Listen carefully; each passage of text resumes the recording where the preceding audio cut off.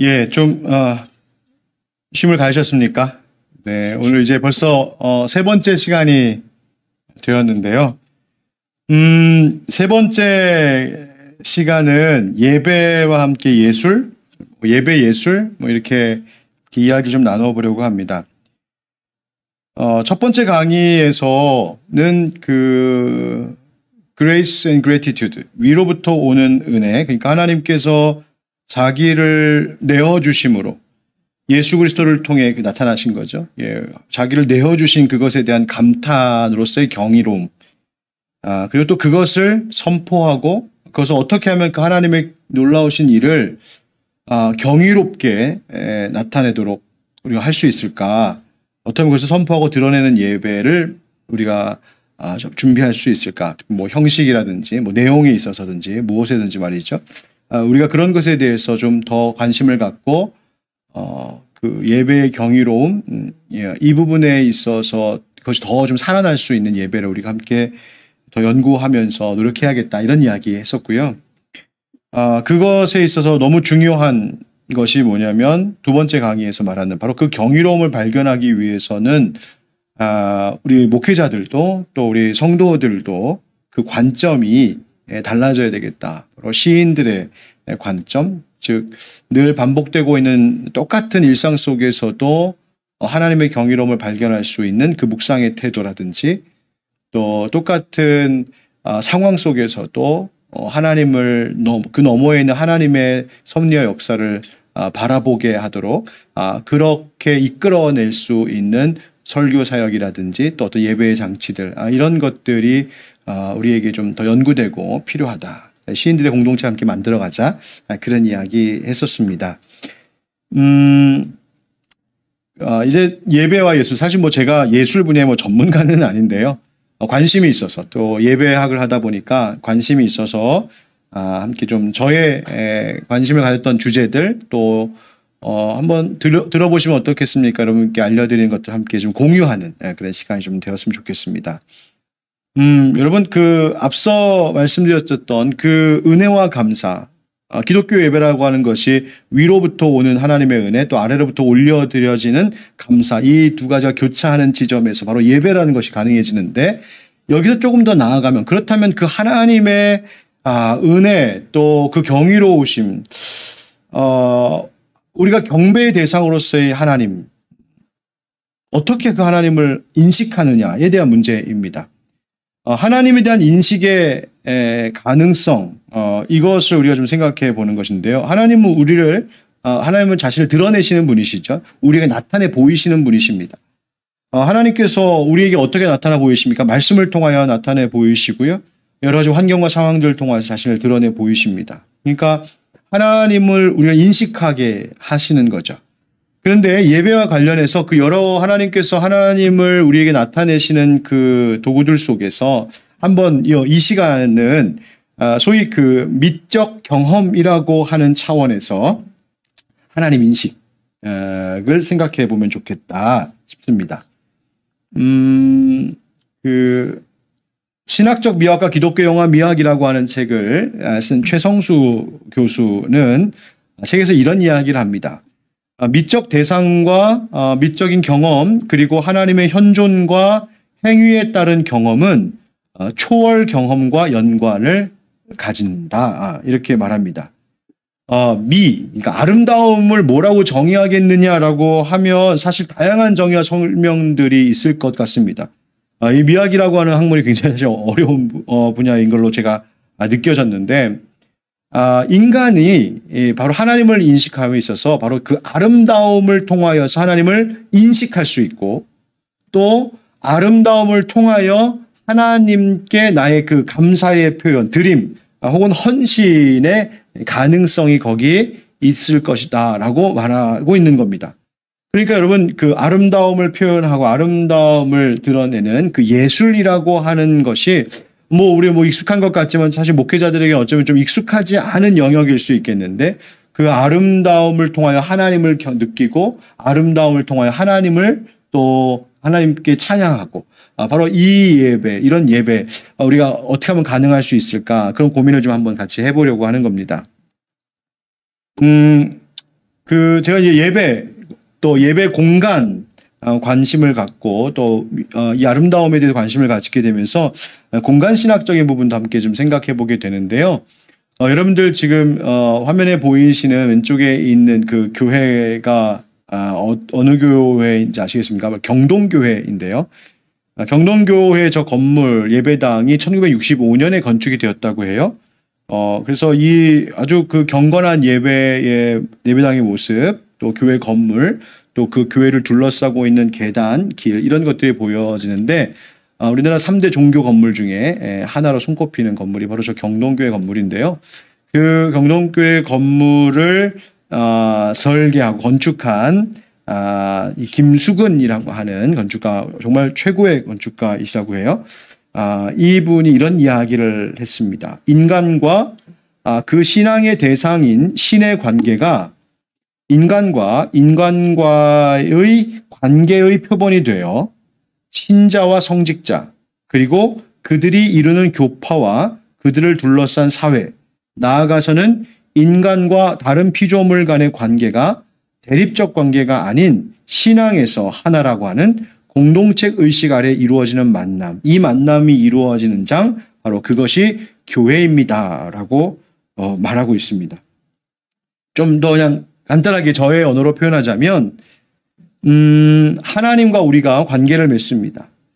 바로 그 하나님과 우리의 관계가 뭡니까? 사랑의 관계요, 또 우리가 섬기는 관계, 또 하나 되어가는 그 하나님과 우리의 관계가, 그 사랑의 관계, 화목함의 관계가 인간과 인간과의 관계의 표본이 되었고, 그래서 우리가 함께 살아가고 있는 나 외의 다른 모든 것들과의 관계들이 하나, 공동체 의식 안에서 하나 만남이 가능하고 하나됨이 있다라고 하는 것, 이 만남을 경험하고 만남이 이루어지는 장소가 교회라고 하는 공간이다, 이렇게 말하고 있습니다.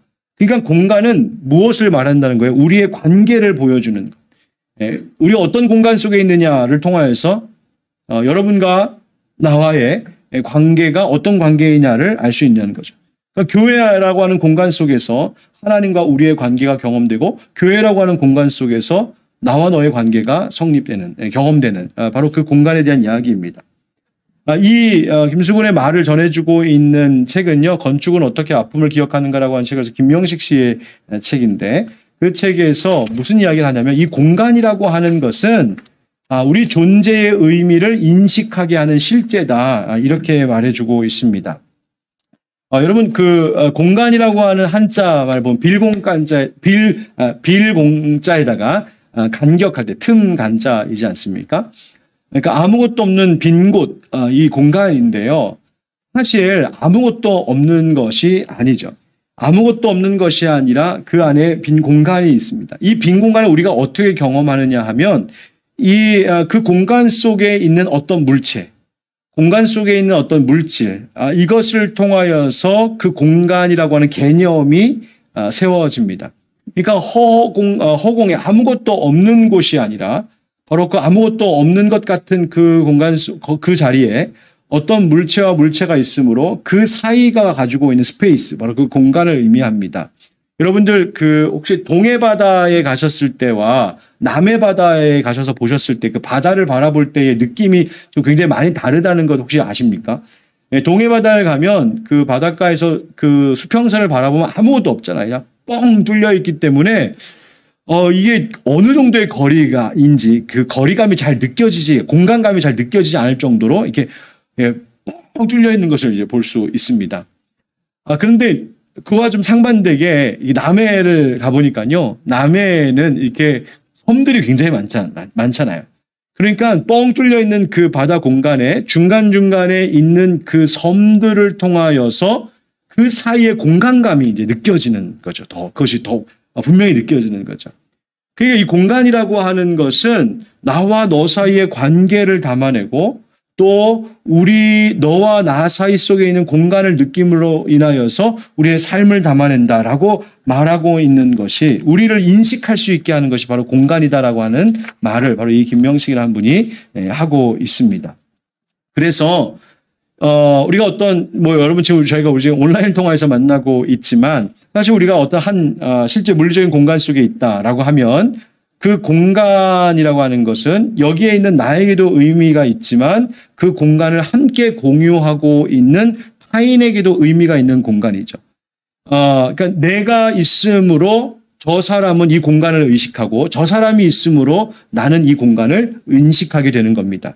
그래서 이 공간이라고 하는 것을 의미 없이 사용해서는 안 된다는 거예요. 또 공간을 그저 나를 위한 공간, 남에게 또 나를 위한 공간으로 삼기 위해 다른 이들을 피해를 주는 공간으로 삼아서는 안 된다 이렇게 이야기를 합니다.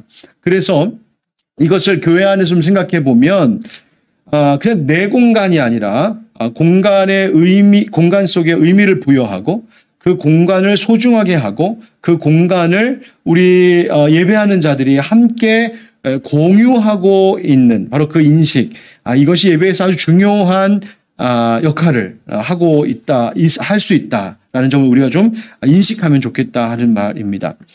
여러분 그 제임스 화이트 앞에 우리 첫 번째 강의에서 말씀드렸던 그 예배학자 제임스 화이트는요, 하나님의 계시, 즉 하나님께서 우리에게 하나님을 드러내 보이시는 이것을 느끼고 경험할 수 있도록, 즉 하나님께서 위로부터 우리에게 부어주시는 그 은혜를 경험할 수 있으려면 최소한의 적합한 환경이 필요하다 이렇게 말하고 있습니다. 즉 공간이 필요하다는 거예요. 그것이 뭐 굉장히 화려한 어떤 교회 예배 공간을 이야기하는 것, 뭐 그것을 얘기하는 것이 아니라 우리에게 최소한 하나님을 인식하고 경험할 수 있는 그 공간의 어떠한 그 물리적인 공간에 대한 그 어떤 필요성, 그것이 가지고 있는 어떤 의미들을 놓치지 않도록 이야기하고 있습니다. 그래서 여러분, 우리가 여러분들 교회를 생각할 때 교회의 뭐 교회 건물, 교회 건축물, 또 뭐 본당, 예배당, 이런 것들은 우리가 예배를 잘 드릴 수 있도록 편의를 제공하는 것, 예배를 좀 잘 드릴 수 있도록 우리를 좀 편안하게 해주는 어떤 시설, 그것이 아니라 그 공간이 어떻게 구성되어 있느냐에 따라서 바로 거기에서 우리가 어떤 예배가 하나님 앞에 드려지고 있는지를 볼 수 있어요. 그러니까 장의자가 쭉 있는 교회와 아주 자유로운 개인 의자가 있는 교회, 아니면 의자가 아예 없는 교회, 이거에 따라서 그 교회는 어떤 예배를 추구하고 있는지를 알 수 있어요. 그 얘기는 뭐예요? 바로 그 예배를 어떤 예배에 대한 의미에 대해서 어떻게 이해하고 있는 공동체인지를 알 수 있게 하는 것이 바로 이 공간이라고 하는 것입니다. 그래서 이 아름다움 또 혹은 공간, 뭐 예술 이런 이야기를 함께 지금 나눠보면은요, 아까 잠시 소개했던 그 신학적 미학에 대한 이야기를 나누고 하시는 그 최성수 교수님 책에 보면 인간학적 관점에서 본 하나님을 경험하는 조건으로서의 영성, 그러니까 영성을 어떻게 지금 분석하느냐, 인간학적으로 보면 하나님을 경험하는 조건으로서의 영성이 뭔지를 분석하는데, 어떤 영성이냐, 첫 번째 하나님의 사역을 인식할 수 있는 능력이 있어야 되고, 하나님의 사역을 수용할 수 있는 능력도 영성이라고 말할 수 있고, 하나님의 뜻을 분별하고 부르심에 응답할 수 있는 능력도 영성이라고 말할 수 있는데, 거기에 바로 표현 능력, 내가 하나님에 대해서 어떤 마음과 어떤 경배를 가지고 있는지를 표현하는 것도 우리의 영성과 관련이 있고, 또 그것의 연장선이겠죠. 그래서 기도하는 것, 바로 기도의 능력도 바로 이 예배자가 자신 하나님 앞에 올려드림으로 그 기독교 예배를 가능하게 하는 영성의 한 요소라고 그렇게 분석하고 있습니다. 즉 뭡니까? 내가 받아들이는 인식의 과정과 함께 또 예배에는 내가 하나님 앞에 표현하고 올려드리는 그 행위가 예배 가운데 있다는 이야기인데요. 그래서 플라톤은 이런 이야기도 합니다. 읽어보면요. 진정한 사랑으로 이러한 아름다움을 인식하기 시작한 자의 올라감은 그 끝에서 멀지 않았다. 한 타자에 의해 사랑의 대상들에게로 이끌어지거나 나아가는 진정한 순서는 땅과 아름다움에서 시작한다. 그러니까 이 말은 이게 플라톤주의에서 말하는 그 올라감에 대한 어센드라고 하는 올라감에 대한 이야기인데요. 이 올라감이란 외적인 이 땅에서의 이 아름다움을 통하여서 영혼의 아름다움으로 나아갈 수 있고, 그 영혼의 아름다움은 아름다움의 지고한 진리로서 표출되어지는 그렇게 그 아름다움이 점점 상승해가는 올라감을 이야기하고 있어요. 그래서 예배, 우리 기독교 예배 가운데서도 이 올라감, 하나님 앞에 올려드림이라고 하는 것을 표현하는 순서가 있어요. 여러분, 수르슴 코다라고 하는 것 아시죠? 그래서 서양 기독교 전통 가운데 나타나는 것인데, 수르슴 코다. 그래서 마음을 드높이 우리가 하나님께 마음을 올립니다라고 하는 그 예배의 중요한 평화의 인사라고 하는 그 순서, 수르슴 코다인데, 여기서 수르슴 코다라고 하는 말이 그거예요. 수르슴이라고 하는 것이 드높이, 코다라고 하는 것이 마음이라고 하는 라틴어, 수르슴 코다, 마음을 하나님 앞에 올려드린다.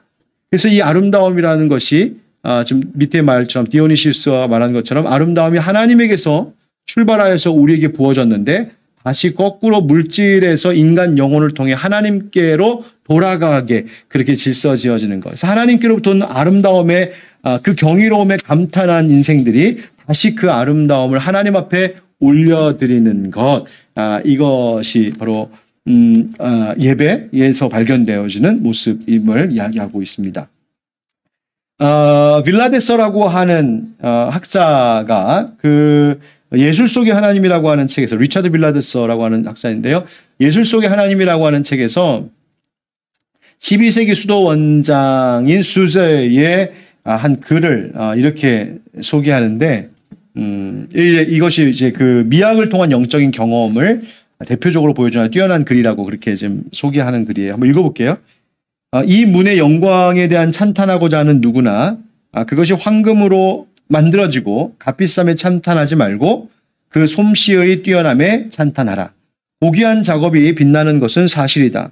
하지만 밝게 빛나는 이 작품이 또한 그것을 보는 자들의 마음도 또한 계몽하여 진리의 빛들을 통해서 진리의 빛으로 나아가게 하라. 거기서 그리스도는 진리의 문이다. 황금문은 이러한 세상적 사물들 속에 내재하는 것에 형상을 부여한다. 우리의 우둔한 마음은 물질적인 사물들을 통해서 진리로 올라갈 수 있고 여기에 우선 잠겨서 이 빛을 봄으로써 올라갈 수 있다. 그 예배는 결국 하나님께 내 마음을 올려드리는 것, 그것이 예배인데 그 예배가 이 세상 가운데, 이 땅 가운데 있는 어떤 물질의 아름다움을 통하여서 접근할 수 있다, 나아갈 수 있다라고 하는 그 가능성을 이야기하는 거예요.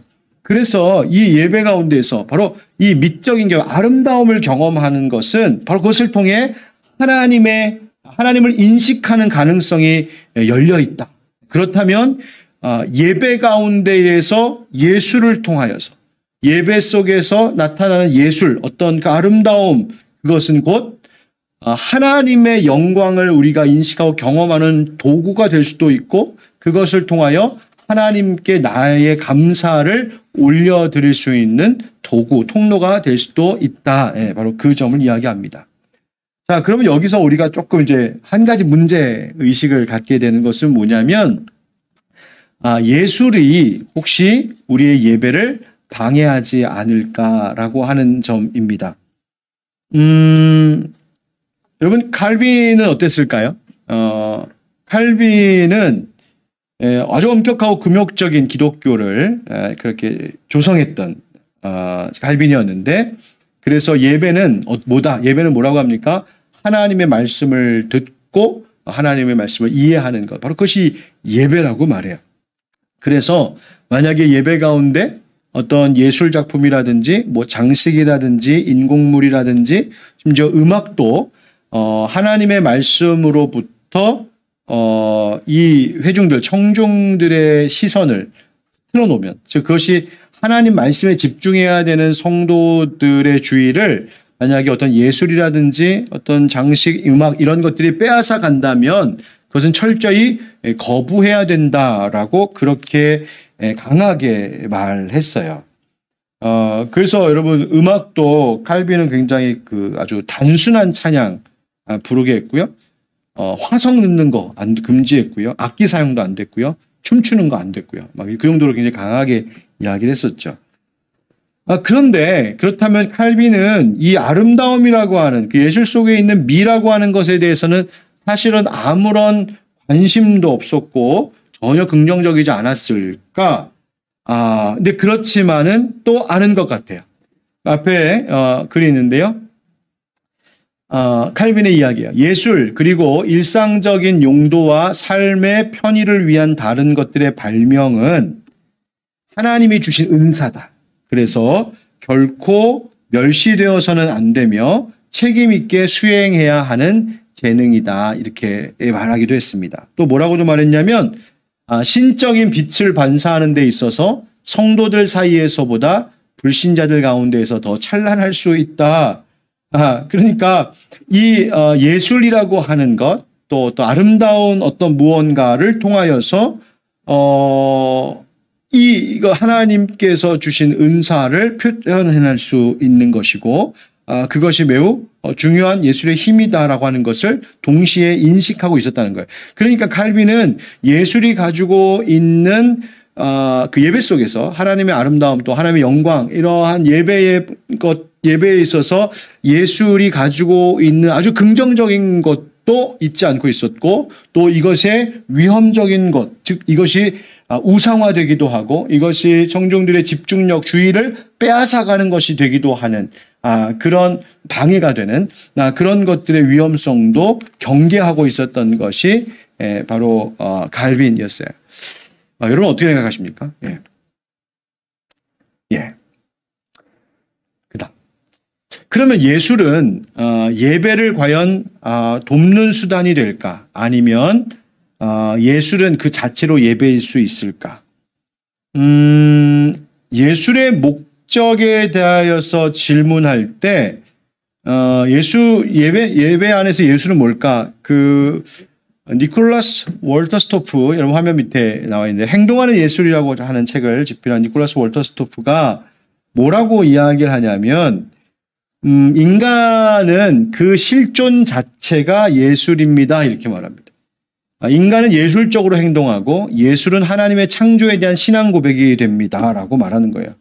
그러니까 예술, 어떤 아름다운 것을 표현해내는 것이 그림이든 그것이 음악이든 어떤 그 아름다움을 상징적으로 표현하는 그 자체가 이미 그것을 통하여서 하나님께 나의 신앙의 고백을 드려지는 그것이 될 수 있다. 라고 지금 그것을 얘기하고 있어요. 그래서 우리가 생각할 때 예술이 예배 혹은 예전 속에서 과연 그것을 돕는 수단으로 이해될 것인가, 아니면 예술 그 자체가 어떤 것을 행하는 그 자체가 하나님에 대한 예배로 이해되어야 하는가는 서로 그 입장에 따라서 많이 달라질 수 있는 것 같아요. 그런데 월터스토프가 이런 이야기도 합니다. 교회는 결코 예술에 적대적이지 않습니다. 한 번도 그런 적이 없었고 앞으로도 결코 그렇지 않을 것입니다.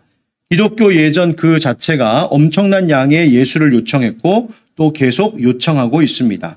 그러나 왜곡이 몰래 끼어들지 않는 한 예전 속의 예술은 예전을 돕기 위한 것입니다. 이 점을 우리의 예술가들이 이해하기 어려워하는 것이고, 또는 이해하더라도 받아들이기 어려워하는 것입니다. 그러니까 예술가들은 예술 그 자체로서 의미를 다하기 원하는데 예전을 돕는 도구로서의 예술, 이것에 대해서 예술가들은 좀 받아들이기 어려워한다는 거죠.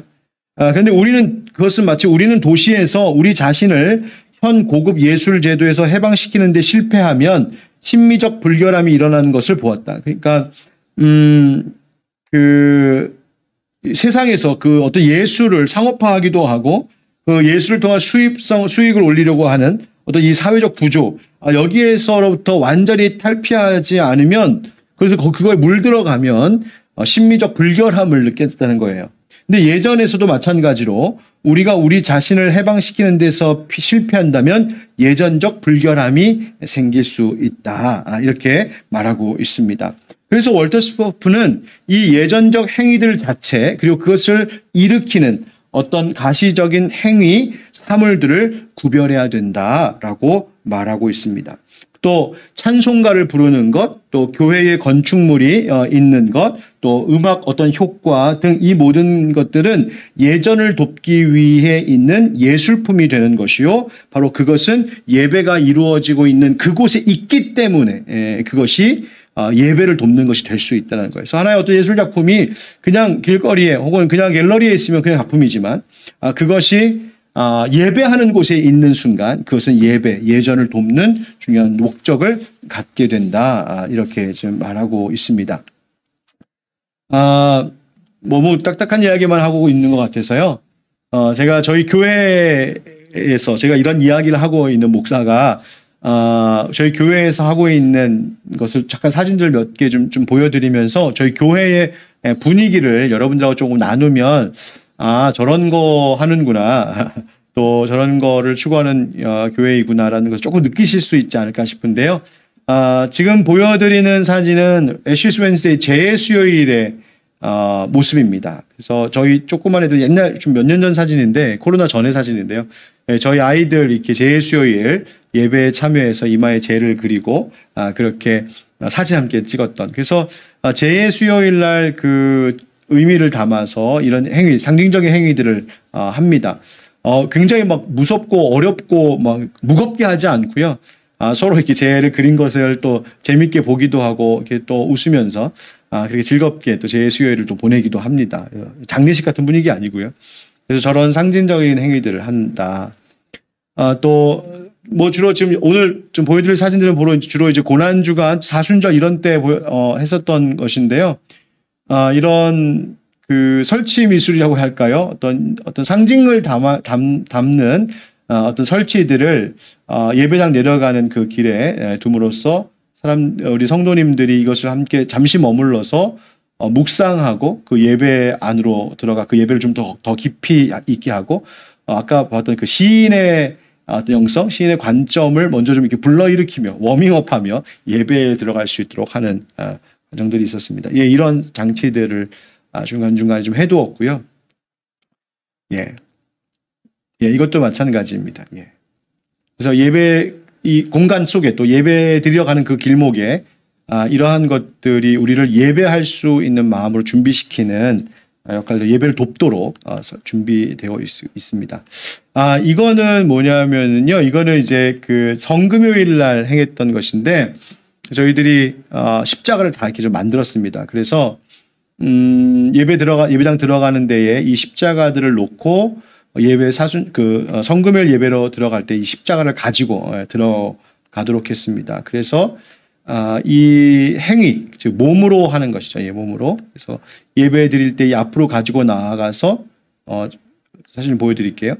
이렇게 앞으로 그 예배 중에 순서 프로그램이 있어서 앞으로 가지고 나가 십자가를 각자가 두면서 자신을 예수님 앞에 드리는 그러한 몸의 행위들을 좀 하게 했죠. 그래서 예배가 계속 그냥 멈춰 있는, 그냥 계속 와서 가만히 돌처럼 앉아 있는 예배가 아니라 실제로 움직이고 나아가고 어떤 어떤 우리가 만들어낸 것과 함께 이렇게 동화되면서 그렇게 예배의 깊이를 좀 더해가는 것을 추구했던 예배였습니다.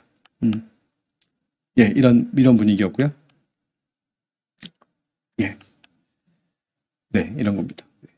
사진을 그냥 보면서 좀 느끼시라고, 구경하시라고 준비했습니다. 그래서 예배 때마다 이런 설치들을 좀 해보려고 노력하고 있습니다.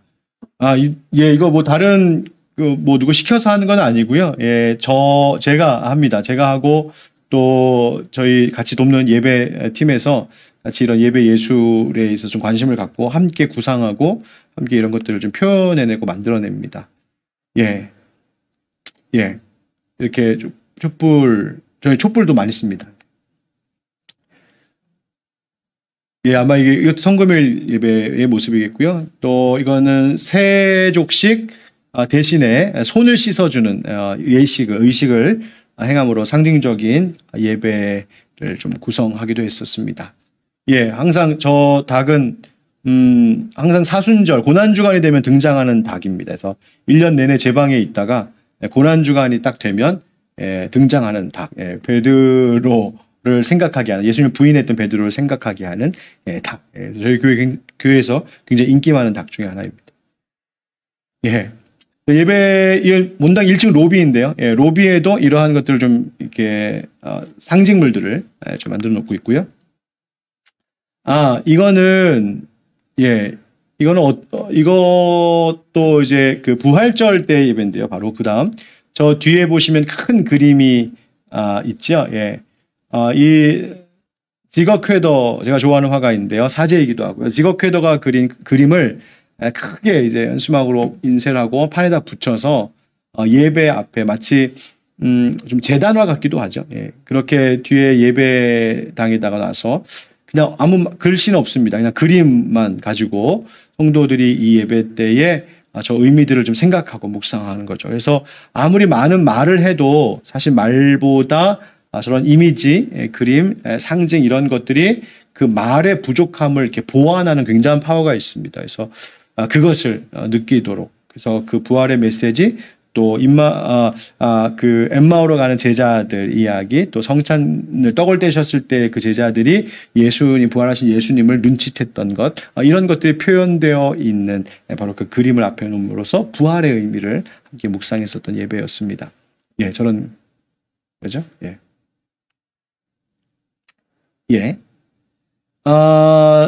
이것도 이제 고난주간의 모습인데, 저 뒤에 보면 이게 하얀색 현수막이 있지 않습니까? 저기 보면 오른쪽에 있는 게 이제 시입니다. 그래서 고난주간에 함께 묵상할 만한 시를 크게 앞에다 붙여놓고 그 시를 가지고 함께 묵상하면서 새벽마다 함께 기도했던 고난주간 특별 기도회의 모습입니다. 예, 아마 이거는 올해 사순절에 설치했었던 상징물들인데요. 저게 무슨 의미냐라고 물어보면 뭐 다 다릅니다. 예, 생각하는 것에 따라 다 다릅니다. 그래서 각자가 생각하고 각자 느끼는 대로 좀 경험하는 것이죠. 그 속에서 의미를 좀 발견하기도 하고요. 예수님의 십자가에 대해서 묵상하기도 하도록 이렇게 준비했던 겁니다. 예. 네. 그리고 지금 온라인 지금 코로나 시대 때문에 온라인 예배, 비대면 예배가 계속되고 있어서요. 혼자서 저렇게 예배 드리는 때가 있었습니다. 그래서 지난 성탄절 때 그랬고요. 요즘 성탄절 모습인 것 같아요. 성탄절 때 이렇게 혼자 예배했는데, 그냥 혼자 예배 드릴 때도 그냥 저 화면만 있고 또 제 방에서 하는 것이 아니라 본당에서 그 예배의 장식이라든지 그 요소들을 함께 두고 화면을 통하여서지만 성도들이 그 상징들을 좀 경험하고 느끼면서 하나님의 아름다움을 좀 경험할 수 있도록 한 것이고요. 왼쪽 밑에 있는 사진은 아마 이번 지난 여름에 우리 성도님들이 우리 여름 수련회를 못 가서 대신에 예배당에서 이렇게 텐트 쳐놓고 본당 위에다가 텐트 쳐놓고 멋진 그 온라인 전교인 수련회를 했던 모습입니다. 예, 오른쪽 위에 있는 것은 요즘에 저희가 성찬을 할 수가 없어서 그 대면으로 성찬 키트를 늘 만들거든요. 저런 식으로 만들어서 성도님들이 주일날 가지고 가시면 오후에 온라인 성만찬 예배를 드립니다. 그래서 지난 종교개혁 기념주일에도 저희 교회 성도들은 성찬 키트를 받아가셔서 주일 오후 예배 때 온라인을 통하여서 다 이제 성만찬 예배를 함께 드렸는데요. 그럴 때에도 그냥 하지 않고 그냥 하나하나 조금 디테일하게 성도들에게 그 아름다움을 느낄 수 있는 것들을 조금 많이 준비하고 있습니다. 뭐 이거는 뭐 예배 예술하고는 직접적인 관련은 없는데, 저희는 성찬할 때 성도들이 다 앞으로 나와서 직접 받아가거든요. 그래서 저런, 이게 코로나 이전에입니다. 예, 코로나 이전의 사진인데 그렇게 앞으로 나와서 예배하고 몸을 움직이고, 그래서 저희 교회 예배는 앉았다 일어났다 하는 것도 많고요. 예, 앞으로 나오고 이렇게 움직이게 합니다. 그래서 그 몸이 함께 그 예배 가운데에 표현될 수 있도록 해서 하나님 앞에 나의 그래티튜드, 감사를 몸으로 표현할 수 있도록 하는 그 일에 조금 더 이렇게 관심을 갖고 할 수 있도록 유도하고 있습니다. 예. 자, 좀 결론 같은 이야기를 이제 하겠는데요. 공간 또 뭐 예술, 제가 뭐 여기에 전문가는 아니기 때문에 제가 함께 책 읽고 제가 조금 살펴봤었던 주제들을 함께 여러분하고 공유하는 정도인데요.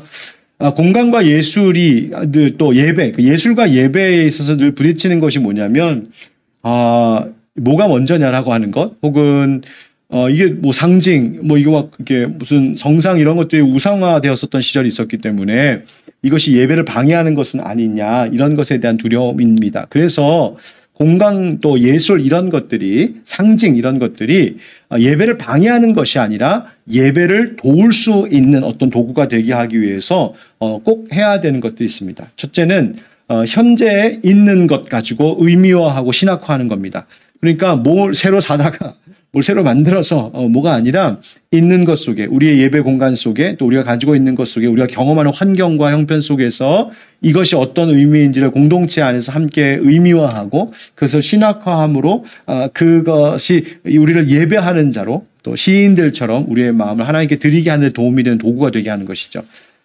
그래서 저희 교회는 지하가 굉장히 깊거든요. 그래서 지하 3층까지 막 이렇게 막 내려갑니다. 근데 내려가는 길이 막 동굴 같습니다.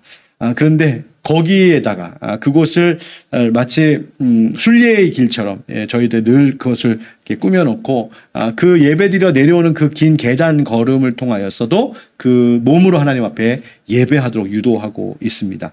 또 무엇이 필요할까? 예배, 예전, 상징 뭐 이런 것에 대한 또 공간, 예술 이런 것에 대한 성도들에게 교육도 좀 필요한 것 같습니다.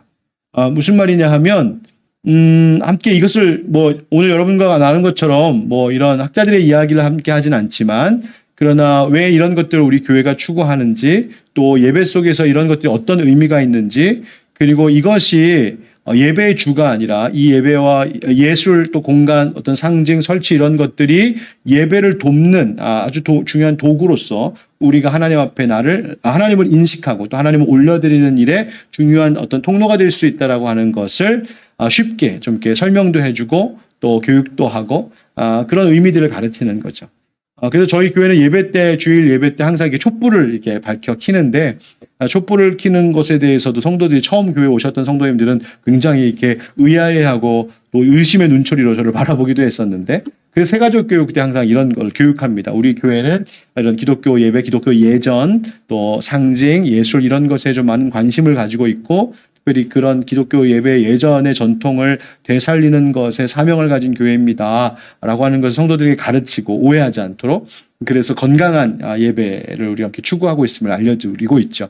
그래서 그런 교육들도 좀 필요한 것 같아요.